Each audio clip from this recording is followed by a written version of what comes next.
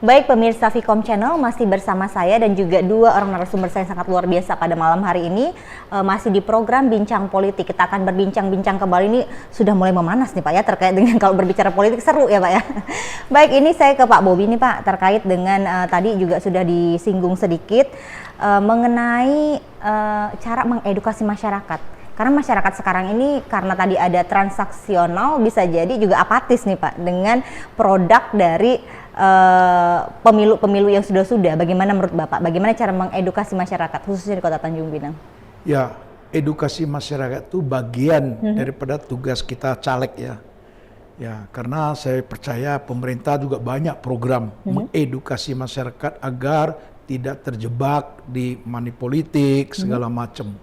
Nah, saya juga tidak henti-hentinya di setiap pertemuan dengan masyarakat, ya, sampai ke pelosok-pelosok, saya selalu menyampaikan kepada masyarakat, kalau uang itu semua orang membutuhkan, tetapi kita harus lihat bagaimana, seperti apa yang dikatakan oleh Mas Robi tadi itu, ya kan, kita jangan terjebak, karena ini pidana. Saya tuh kasihan, seandainya masyarakat itu ya terjebak, kita kan tidak tahu nih, rambut sama-sama hitam. Betul. Ya, kita kasih uang, calegnya kasih uang, terus ada rekaman atau bagaimana, kalau dia nggak terpilih, dia bisa aja mengungkit kembali atau meminta kembali, ya kan?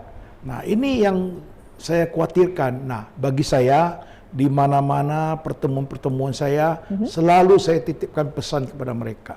Saya tidak ingin Bapak Ibu terjebak di ini, ya kan? Saya satu-satunya di umur-umur saya begini, tidak ada lagi yang saya cari di dunia ini. Saya hanya ingin mengabdi dan sambil beramal. Ya, saya ingin membangun masyarakat saya. Walaupun kita tahu di legislatif tidak punya kewenangan mengambil suatu keputusan, tetapi kan kita juga bisa memperjuangkan. Ya, kita memperjuangkan apa yang dibutuhkan, bukan persen to persen. Kelompok masyarakat sini apa, ya kan? Nah, banyak yang sampaikan ke kita masalah, waduh, lampu penerangan aja mereka ajukan sudah 3 tahun 4 tahun aja nggak di Realisasi ya Pak ya? Nggak ada realisasi. Kalau saya yang begitu-begitu nggak sabaran, langsung saya lakukan. Nah, supaya Mbak tahu ya, saya di Tanjung Pinang tuh masang lampu jalan aja mungkin lebih dari 200 lebih. Setelah pasang, kita hibahkan ke pemerintah. Ya, karena pemerintah ya anggarannya juga terbatas, birokrasinya segala macam.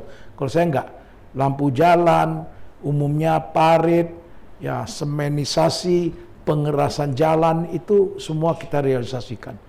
Ya, karena saya pikir inilah yang dibutuhkan. Masa ibu kota provinsi masih ada perumahan-perumahan yang gelap. Betul. Ya, bagaimana anak-anak bermain, terus jalannya masih banyak lubang-lubang. Ya, walaupun saya tidak mampu menyemenisasi seluruhnya, saya akan beli semen, beli pasir, saya akan ajak masyarakat, kita gotong royong menempel supaya tidak membahayakan anak-anak dikala waktu mereka sedang bermain. Nah, ini edukasi begini itulah yang perlu kita sampaikan terus kepada masyarakat dan karya nyata kita, bahwa kita inilah saya yang sebenarnya. Ya, banyak keluhan masyarakat itu kasihan. Coba kita bayangkan di Tanjung Pinang RT RW itu ada berapa? Mau dekat 1000-an. Ya, kalau satu RT mengajukan satu proposal saja untuk lingkungannya, itu ada sekitar begini tebal. Terus yang mana yang mau didulukan? Nah, setelah mau didulukan, ada nggak anggarannya? Betul.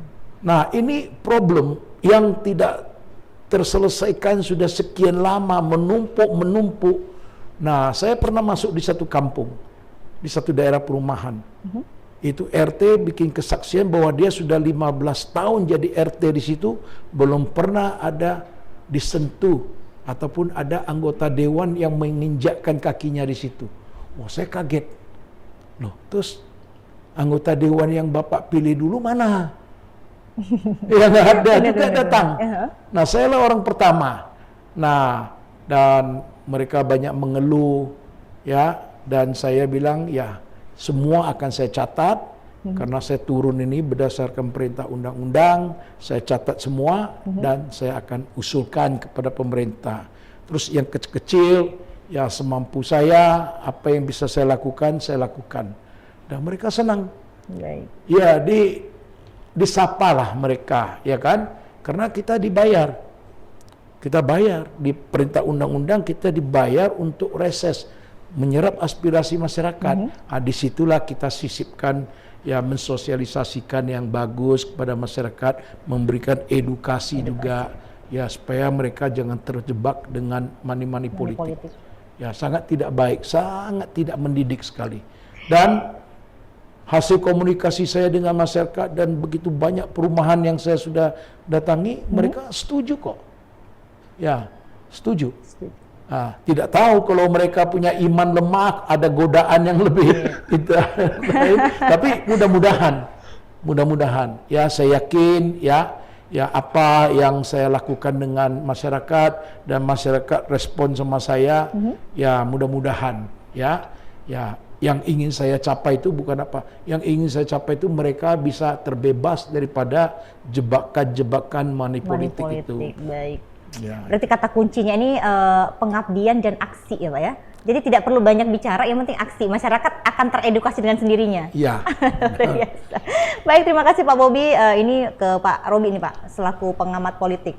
Mengedukasi masyarakat yang sudah terlanjur apatis nih Pak, terutama anak muda ya Pak, apatis dengan melihat situasi perpolitikan saat ini. Seperti apa Pak cara mengedukasinya?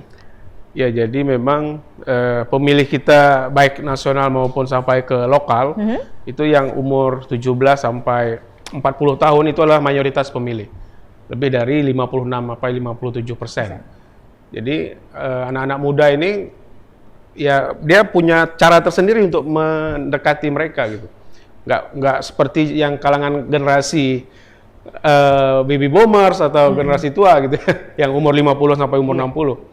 Dia anak muda perlu cara khusus. Nah, ini yang ke depan karena mereka adalah bonus demografi yang akan membangun Indonesia ke depan. Bayangkan kalau anak-anak muda nggak terjun ke politik gitu. Nah, ini menjadi tantangan tersendiri supaya mereka yakin bahwa politik itu baik. Politik itu adalah seni untuk mencapai kekuasaan. Nah, dengan mereka terjun ke politik, dengan mereka tahu politik, mereka bisa termotivasi untuk datang ke TPS, bahwa satu suara itu sangat berharga. Bahkan di Karimun tuh selisih untuk menjadi bupati cuma 80 suara gitu. Begitulah pentingnya satu suara untuk menentukan kualitas demokrasi kita.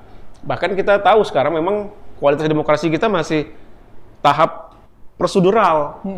Tanggal 14 memilih, kampanye misalnya berapa 2 bulan, gitu saja prosedur.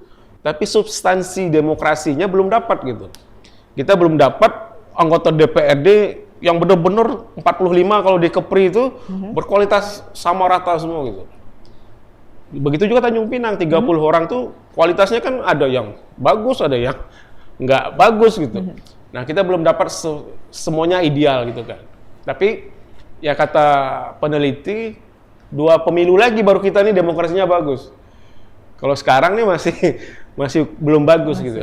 Ya terbukti yang dinamika politik di Jakarta kan terasa sampai ke daerah. Betul. Bagaimana soal moral gitu kan. Iya. Nah, ini yang menjadi menarik. Saya kira semua elemen masyarakat baik LSM, akademisi, partai, KPU, Bawaslu, semua harus turun mengedukasi publik supaya sadar pentingnya demokrasi. Baik. Berarti harus semua elemen Pak ya? Semua Tidak elemen. hanya caleg dan masyarakat, tapi juga ada Bawaslu, KPU, dan lain-lain ya Pak ya? Ikut dalam pesta demokrasi ini. Baik, Pak Bobi nih, tadi sangat menarik dari Pak Bobi ini etnis Tionghoa, tapi memutuskan untuk terjun ke dunia politik. Karena kita tahu bersama bahwa banyak dari etnis Tionghoa ini lebih tertariknya ke bisnis Pak daripada politik. Ini apa Pak yang melatar belakangi Bapak selain pengabdian kepada masyarakat itu apa? Ya, saya di setiap pertemuan di komunitas Tionghoa selalu saya menghimbau anak-anak muda mau bergabung di dunia politik. Saya siap membimbing. Ya, saya cuma tidak tercapai aja ya karena butuh waktu ya. kalau bisa saya mau ada suatu sekolah pendidikan politik khusus bagi kami etnis Tionghoa. Tujuannya apa? Supaya mereka juga merasa punya tanggung jawab sebagai warga negara, mempunyai hak dan kewajiban yang sama. Nah, tapi namun tidak sampai ke situ, saya pun banyak merekrut, ya. Ditambah lagi partai-partai lain juga ikut merekrut, sehingga sekarang caleg Tionghoa aja di Kota Tanjung Pinang aja sudah puluhan. Sudah luar biasa, Pak ya. Ya, Sudah luar hampir, biasa. Ya, dengan harapan ya mereka benar-benar ada hati niat yang baik, tujuannya ke sana bisa mengabdi, berbuat untuk masyarakat dan daerahnya. Ini penting. Ya, jadi saya juga melalui kesempatan ini ingin menghimbau kepada masyarakat luas agar ya kita menjadi seorang pemilih yang cerdas. Ya, kita harus bisa memilah-milahkan. Ya, yang mana benar-benar mau mengabdikan diri, ingin berbuat untuk kita, ya, atau yang hanya sebagai ya adventure, datang terus merasa punya materi yang cukup sehingga main merusak pakai uang, namanya money politik, sehingga dia bisa duduk dan ada yang duduk ternyata nggak ada yang bisa diperbuat, ya mungkin berpidato pun tidak pernah, ya terus mau ketemu masyarakat waktu reses pun nggak pernah, ketakutan akhirnya, ketakutan, nggak punya percaya diri. Iya. Nah, tapi kalau kader-kader saya didik. Ya, saya didik dengan cara kalau masalah waktu saya reses, saya tenteng mereka, saya bawa mereka duduk. Minimal ada contohnya dari Pak Contoh, Bobi. lihat bagaimana cara saya berkomunikasi dengan masyarakat. Setelah itu kalian bantu. Ya, terus kenalan dengan masyarakat. Besoknya kalian silaturahmi dengan masyarakat. Nah, inilah yang perlu kita bangun dari awal. Walaupun tidak di sekolah politik ya, tapi dari itulah mereka sudah saya lepaskan bawa-bawa acara. Kadang-kadang saya suruh jadi MC. Nah, akhirnya mereka sudah punya kepercayaan diri. Sehingga kalau misalnya dipercaya masyarakat terus masuk ke legislatif, mereka sudah bisa menyesuaikan diri. Ya, bagaimana berbicara yang benar, bagaimana cara menyampaikan pendapat segala macam, itu kan harus tidak bisa instan ya Pak ya, berproses ya Pak. Ya, itu. Jadi mudah-mudahan lah ya kader-kader saya yang saya majukan ini ya sedikit banyak sudah saya latih dari 2 tahun yang lalu. Ya, sebelum ada perekrutan pencalekan, saya sudah merekrut ya, saya lobby orang tuanya, minta izin orang tuanya untuk terjun di dunia politik. Wah, repot, itu namanya proses ya Pak ya, orang. Itu loh Pak Bobi ini ternyata. Ya, jadi memang tidak begitu, karena saya juga sadar, ya kan, paling kalau 2024 ini, kalau masyarakat masih percaya sama saya, ya paling bisa saya 1 periode lagi, ya kan, ya. Terus selanjutnya kan saya sudah ada kader-kader saya. Regenerasi ya Pak. Regenerasi, ya kan. Nah, tujuannya apa? Supaya ya itulah, supaya semua warga negara itu bisa merasakan, oh jangan nanti dikelompokin, oh ini cuma mikirin ekonomi saja, tidak mau tahu soal kondisi daerah kita, soal politik daerah kita, itu juga tidak bagus. Jadi itulah, untung ada saya yang punya semangat membangun itu tinggi sekali. Ya, dan saya juga ya selalu memberikan contoh kepada warga saya dan warga masyarakat lainnya. Saya memberikan contoh supaya inilah yang sebenarnya kerja-kerja dewan. Ya, kerja dewan ya nggak ada ditentukan waktunya, tapi ya kapan itu saja dibutuhkan masyarakat ya Pak ya. Ya, kita kerjanya pada waktu ada sidang, ada rapat. Selain itu ya kerja kita ya bagaimana kita bisa berkomunikasi, bisa melayani masyarakat kita. Nah, itu yang paling penting. Luar biasa. Nih Pak Bobi, saya dengar-dengar nih Bapak punya 1 buku nih Pak ya? Ya, saya dulu waktu terjun di dunia politik, saya pikir saya perlu menulis biografi saya, ya, dan saya kumpulin teman-teman. Ternyata ada 3 teman, satu beliau sendiri, satu lagi ada Pak Haris, satu lagi Trisno. Haji. 3 orang, mereka semua mantan wartawan. Mantan wartawan yang Ya, menulis ini. ya, saya menceritakan masa lalu saya, mereka menuangkan dalam tulisan. Baik. Dan luar biasa, ini contoh bukunya, Itu dibawa ternyata bukunya Ya. Pak ya. The Tiger from Archipelago. Ini, kita ini daerah kepulauan, Archipelago itu daerah kepulauan. Kepulauan. Ya, daerah kepulauan kita tuh tidak ada harimau, tetapi inilah satu-satunya harimau di kepulauan. Luar biasa. Iya, iya. Dan saya sudah cetak 5.000 masih nggak cukup. Masih banyak temuan mana-mana Yang minta. masih pengen tahu. Iya, banyak. Saya sudah 5.000 eksemplar. 5.000 eksemplar. Pertama kali launching 2.000. Ya, saya undang Aswendo dari Jakarta, teman saya. Dia kaget. Dia pikir kalau di Jakarta launching buku paling di hotel paling ya 50 orang, orang, ya. 60 orang. Ini gila, Bob, katanya sampai ribuan. Ya, di Anjung Cahaya waktu itu.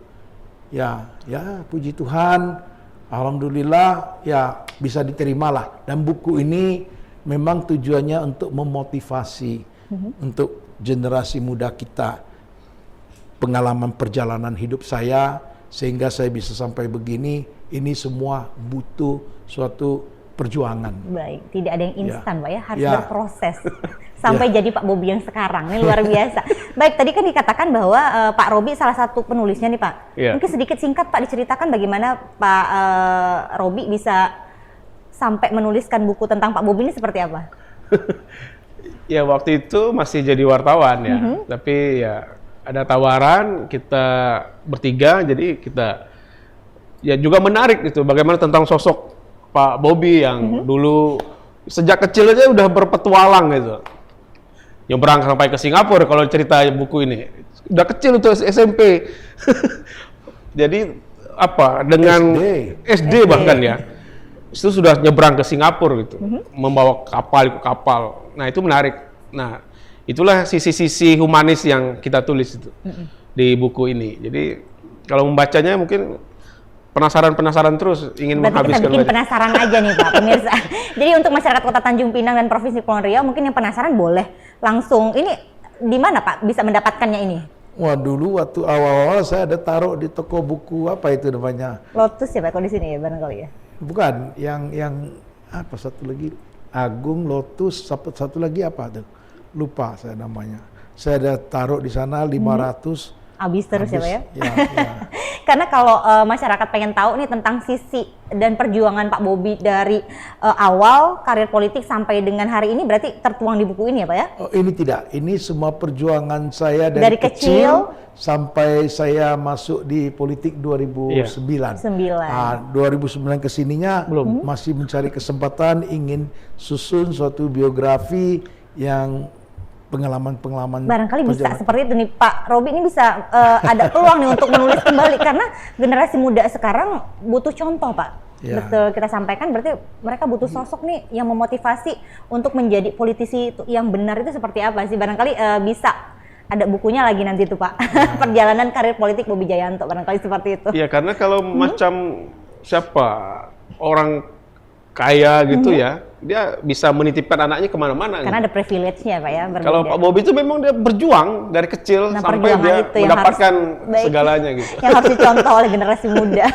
Baik Bapak, sebenarnya masih seru nih pemirsa ya, tapi karena kita terbatas oleh waktu, terakhir Bapak closing statement-nya harapan Pak Bobi dan juga Pak Robi terkait dengan pesta demokrasi kita di 2024 nanti dan juga kira-kira sedikit Pak kiat untuk menjadi politisi menurut Pak Bobi itu seperti apa? Silakan.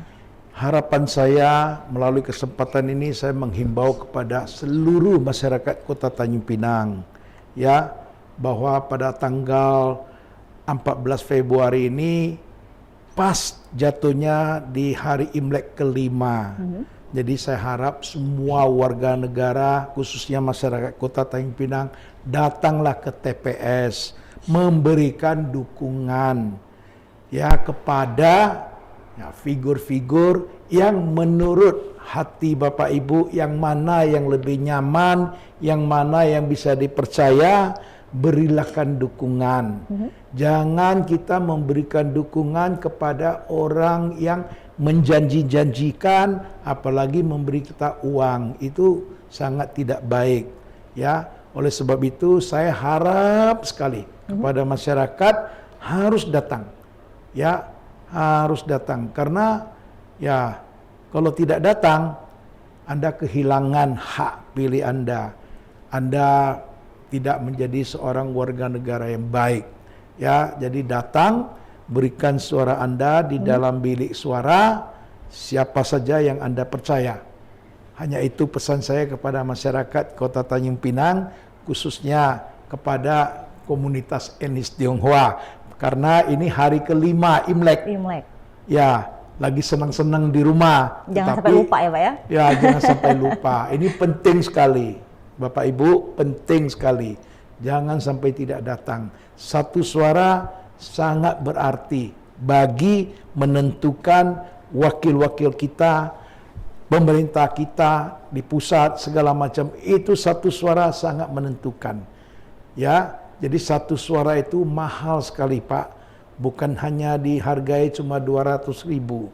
Ya, sebentar ngopi aja sudah selesai. Tidak ternilai berarti Pak. Tidak ternilai harga yang Bapak Ibu punya itu. Saya sangat menghargai itu. Siap. Jujur, saya tidak menghargai yang 200.000, 300.000 itu. Ya kita tahu masyarakat banyak yang membutuhkan. Tetapi ya kadang-kadang ini beda.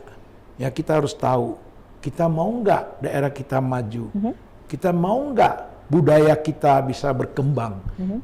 Supaya orang tahu Tanjung Pinang punya banyak budaya yang beragam yang bisa kita banggakan. Baik, terima kasih Pak Bobi. Ini harapan Pak Bobi ke depannya untuk masyarakat Kota Tanjung Pinang khususnya Pak ya. Kalau Pak Robi nih Pak, selaku pengamat politik nih kira-kira apa nih harapan Bapak untuk masyarakat dalam kontestasi politik 2024? Ya kalau saya sih mungkin yang lain juga ya berharap memang pesta demokrasi kita berlangsung dengan baik. Namanya kan pesta. Tentu pesta itu rasanya bahagia gitu. Nggak ada rasa permusuhan di antara sesama warga, anak-anak bangsa. Betul. Kalau kita nggak senang dengan calon tertentu, ya jangan fitnah, jangan maki, caci itu. Nggak usah dipilih kalau nggak senang gitu. Betul. Tapi kita mempromosikan calon kita, ya promosikan saja, jangan banyak ada head speed misalnya dengan calon-calon lain. Nah, sehingga kita pesta demokrasi kita memang berlangsung dengan baik, dengan damai, dengan mendapatkan hasil yang bagus, terpilih presiden maupun wakil-wakil rakyat yang berkualitas gitu. Karena negara sudah keluar banyak duit nih, ratusan triliun, 100 triliun lebih kan, untuk pemilu presiden dan anggota DPR I sampai DPD. Jadi memang semoga memang bagi rakyat ini ajang untuk mengevaluasi. Kira-kira anggota DPRD yang tidak bagus ya dievaluasi, nggak usah dipilih lagi gitu. Nah, anggota DPRD yang bagus-bagus ya silakan lanjutkan kembali kiprahnya di tengah masyarakat. Nah, inilah ajang 5 tahun bagi publik, bagi pemilih, bagi rakyat untuk mengevaluasi wakil-wakil mereka. Siapa yang kira-kira tepat gitu. Nah, soal money politik itu haram hukumnya, nggak boleh gitu. Kalau kos politik boleh. Boleh. Itu saja sih. Baik, terima kasih Pak Bobi dan Pak Robi sudah bersedia berbincang-bincang nih dan juga memberikan pelajaran nih, edukasi ya Pak ya kepada masyarakat Kota Tanjung Pinang. Baik, terima kasih Pak Bobi dan Pak Robi. Barangkali kita bisa bertemu kembali di lain kesempatan. Tidak terasa 1 jam sudah kita berbincang-bincang dengan 2 orang narasumber yang berkompeten di bidangnya. Ini luar biasa sekali. Sebenarnya saya masih banyak pengen ngobrol tapi terbatas dengan waktu.